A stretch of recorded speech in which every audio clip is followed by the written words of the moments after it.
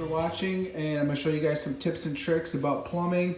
I'm putting in a wall-mounted vanity here, and the existing plumbing that was in this place was CPVC.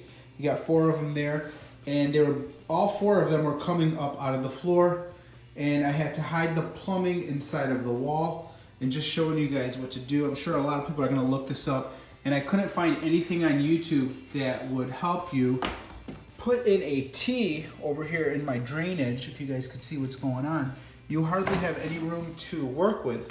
So what I'm going to do is cut out, I'll go upside down here, this section here and get in there deeper, and I'm going to tee this off with this rubber boot, rubber tee, whatever you want to call it, and I'm going to come in and go in out the side and come in and tap in, because right now what's going on with my drainage is it's visible. If I have a wall-mounted vanity, it's going to be visible, so we're going to hide it inside of that 2x4.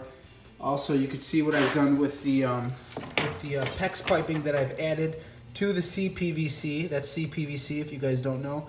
And I've put in some quick connectors right there. Those are easy to install, but they cost a little more than regular CPVC joints. But if you guys do buy CPVC, it takes 24 hours for the yellow glue to dry. I don't have time to wait like that.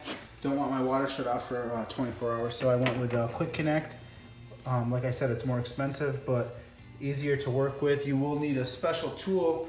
It's a clamping tool right there that clamps, if I have one laying around, right here, Nibco joints right here, little joints right there that go over it, and then you clamp them together and get your little joints on there. So I think I got one right here. You guys could see. Let me put my light on in there, right over there. So they're clamped together. I got elbows going in and going up, and I've hidden my pipes inside of the wall. You see what I did? You just need to get it enough. And what I did is went in at an angle. This PEX piping is actually fairly flexible. Did I say PEX? Yeah, PEX piping is flexible compared to CPVC, which has hardly any flex at all. So you could actually flex and move around, easier to work with. Also added quick connect shut-offs, which are easy to work with too. A lot quicker. I got everything done in about 30 minutes, so got both of those in. And just letting you guys know that this product is out there if you run into this type of issue. If you were to use a regular PVC joint T in here, you couldn't get it to go in both ways.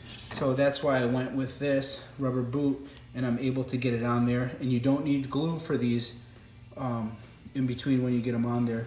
You just put them on and you screw this little screw on right there, and you're all set to go. And they should last, I think it says 40 plus years. They've been known to last, they say lifetime, so nothing to really worry about there. So that's it. Just letting you guys know that this product is out there.